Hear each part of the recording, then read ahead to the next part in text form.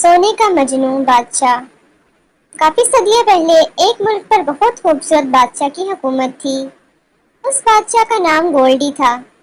उस बादशाह के पास बेहिसाब सोना था, जिससे वो शहरों के शहर खरीद सकता था। वो अपने सोने को जान से भी ज्यादा चाहता था। किसी को भी नहीं पता था कि उसके पास इतना सोना कहाँ से आता है। बादशाह अपना सारा सोना महल के तहखाने में रखा करता था। वो हर रोज वहां जाता था और सोने की अशरफियों और सोने की ईंटों को गिनता था।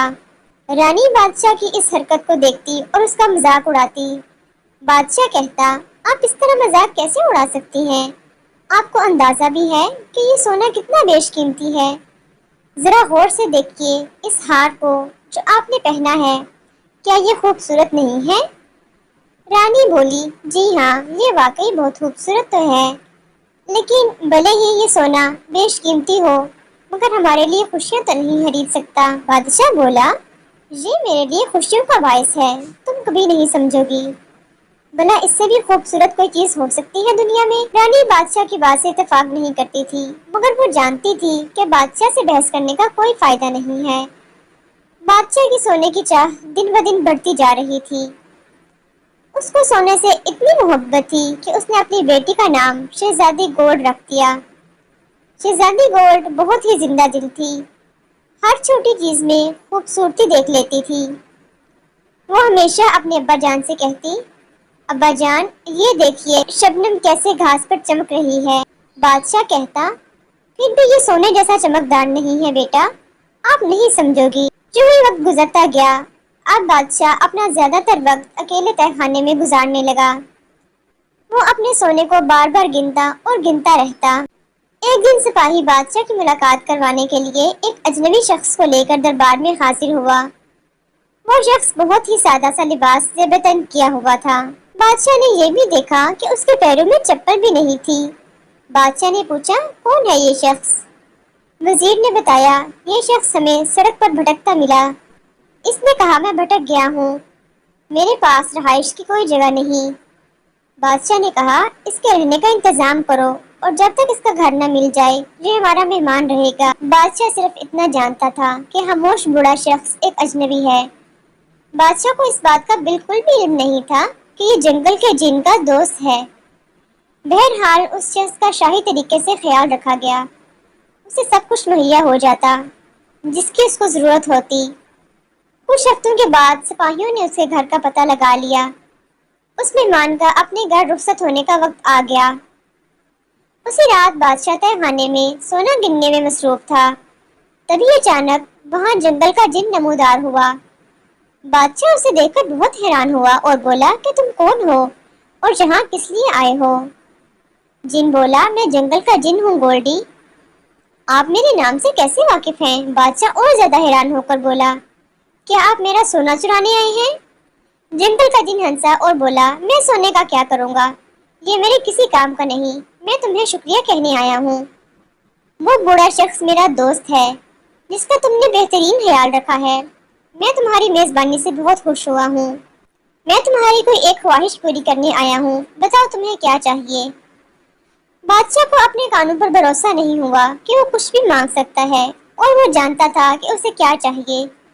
वो बोला, मुझे सोने से भरा एक जहाज चाहिए।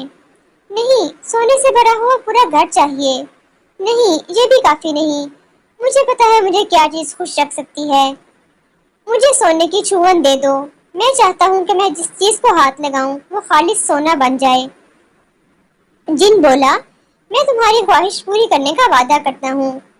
कल जैसे ही सूरज तलू होगा, जिस चीज को भी तुम हाथ लगाओगे वो खालिस सोने में तब्दील हो जाएगी। पर याद रखना बादशाह, तुम्हारी ये ख्वाहिश तुम्हें खुश नहीं रख पाएगी। सोना सारी खुशियाँ नहीं खरीद सकता। बादशाह हंसा और दिल ही दिल में बोला, इस जंगल के जिन को सोने की कीमत कैसे पता चलेगी? मैं अब सारी दुनिया का सबसे अमीर और खुशहाल शख्स बन जाऊंगा। बादशाह खुशी के मारे सारी रात सो नहीं पाया। वो शिद्दत से सुबह होने का इंतजार कर रहा था। सुबह हुई। बादशाह बहुत बेताब था ये जानने के लिए कि उसके छूने से चीजें सोने में तब्दील होती हैं या नहीं। उसने अपने बिस्तर को हाथ लगाया तो वो सोने में तब्दील हो गया। پھر بادشاہ ہر اس چیز کو چھونے لگا جہاں تک اس کا ہاتھ جا سکتا تھا۔ اب مجھے اپنا سونا چھپانے کی ضرورت ہی نہیں، بادشاہ بڑبڑاتے ہوئے بولا۔ چلو باہر چلتے ہیں، پوری جگہ کو سونے میں تبدیل کرتے ہیں۔ بادشاہ بڑبڑاتے ہوئے باہر نکل گیا اور وہ ہر چیز کو چھوتا جاتا اور وہ سونے میں تبدیل ہوتی جاتی۔ پھر وہ باغ میں جا پہنچا اور ہر ایک درخت اور پودے کو چھو کر سونے کا بنا دیا۔ میں جگہ جگہ بھاگ کر تھک گیا ہوں، ابھی مجھے بھوک لگی ہے، پہلے کچھ کھا لیتا ہوں۔ بادشاہ یہ کہتا ہوا واپس محل چلا آیا۔ دسترخوان پر بہت سے کھانے سجے ہوئے تھے، صرف بادشاہ کے لیے، اور جیسے ہی اس نے پانی پینے کے لیے گلاس کو ہاتھ لگایا تو وہ سونے میں تبدیل ہو گیا۔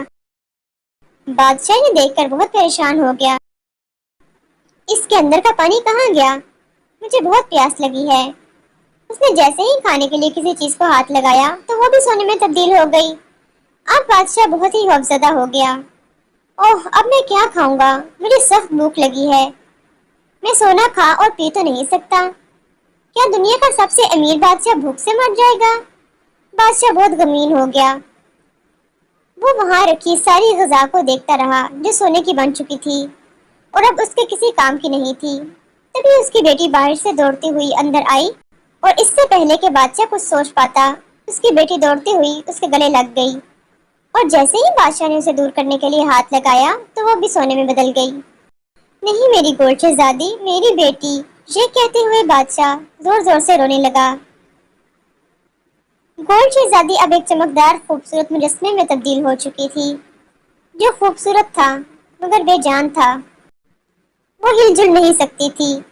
بادشاہ یہ دیکھ کر پریشان ہو گیا، اس کی عزیز بیٹی اس کے پاس ہو کر بھی اس کے ساتھ نہیں تھی۔ اوہ نہیں، یہ میں نے کیا کر دیا؟ میری گول شہزادی، مجھے اس طرح کی خوشی نہیں چاہیے۔ بادشاہ زاروں قطار رونے لگا۔ وہ جنگل کی طرف دوڑا تاکہ وہ جنگل کے جن سے مدد لے سکے۔ اس نے جنگل میں پہنچ کر زور زور سے جن کو پکارنا شروع کر دیا۔ چند ہی لمحوں بعد وہاں جنگل کا جن نمودار ہوا اور بادشاہ سے مخاطب ہو کر بولا، کیا مسئلہ ہے؟ تم نہایت ہی غمگین نظر آ رہے ہو، کیا تمہاری کوئی دوسری خواہش ہے؟ میں آپ کے سامنے معافی کی بھیک مانگتا ہوں، ایسی خوشی کس کام کی جو مجھے میری بیٹی سے جدا کر دے۔ میں ان چیزوں کا کیا کروں گا جو مجھے خالص سونے کی بنی ہیں؟ میں انہیں کھا بھی نہیں سکتا۔ میں سونے کے پانی کا کیا کروں جو میری پیاس نہیں بجھا سکتی؟ میری اصلی خوشی تو میری بیٹی ہے، پر اب وہ کچھ بول نہیں سکتی۔ میں ایسے خالص سونے کا کیا کروں جس نے میری بچی کی مسکان چھین لی؟ مہربانی کر کے میرا سارا سونا لے لیجئے، بس میری بیٹی، میری گول شہزادی مجھے لوٹا دیجئے۔ میں اب سمجھ گیا ہوں، سونا ساری خوشیوں کو خرید نہیں سکتا۔ جن بادشاہ کی بات سن کر بولا، اے بادشاہ، تم نے آج ایک اصل حقیقت سمجھ لی۔ سونا ایک دن چلا جائے گا، انسان کے لیے ضروری ہے اپنوں کا اپنا پن اور سچا پیار۔ اور یہ کہہ کر جن نے بادشاہ کو پانی سے بھری ایک بوتل دی اور کہا، یہ بوتل جادوئی پانی سے لبریز ہے، اس کے کچھ قطرے ان چیزوں پر چھڑک دو جو سونا بن چکی ہیں۔ جادوئی پانی سے وہ چیزیں پہلے جیسی ہو جائیں گی۔ بادشاہ نے جن سے وہ بوتل لی اور بولا، شکریہ، بہت بہت شکریہ۔ پھر بادشاہ جادوئی پانی کو لے کر اپنی بیٹی کے پاس بھاگا اور جلدی سے کچھ قطرے اپنی بیٹی پر چھڑک دیے۔ قطرے پڑتے ہی گول شہزادی میں جان آ گئی۔ بادشاہ نے اپنی بیٹی کو باہوں میں بھر لیا۔ ابا جان، یہاں کیا ہوا تھا؟ کچھ نہیں میری بچی، میں اب سب کچھ ٹھیک کر دوں گا۔ پھر بادشاہ نے کچھ قطرے کھانے کی ان اشیاء پر ڈال دیے جو سونے کی بن چکی تھی۔ پھر وہ اپنی بیٹی کو لے کر باغ میں گیا اور اس جادوئی پانی کے قطرے درختوں اور پودوں پر ڈالنے لگا۔ بادشاہ نے پہلی بار قدرتی مناظر کو دل سے محسوس کیا۔ ساری چیزوں کو اپنی اصلی قدرتی شکل میں تبدیل کرنے کے بعد بادشاہ اپنی بیٹی اور بیوی کے ساتھ ناشتے کی میز پر رکھی وہ اشیاء کھانے لگا جو وہاں موجود تھیں۔ اس سے پہلے بادشاہ کو ناشتہ اتنا لذیذ کبھی نہیں لگا تھا۔ اس نے بہت سا پانی پیا اور اپنی پیاس کو بجھایا۔ بادشاہ کی بیٹی اور اس کی بیوی دونوں اس نظارے کو دیکھ کر حیران ہو رہی تھی۔ اب بادشاہ نے سونا گننا بند کر دیا تھا جو اس نے تہہ خانے میں محفوظ کر رکھا تھا۔ وہ اب اپنی زندگی اپنی بیٹی اور بیوی کے ساتھ چھوٹی سے چھوٹی چیزوں سے لطف اندوز ہو کر خوشی سے گزارنے لگا۔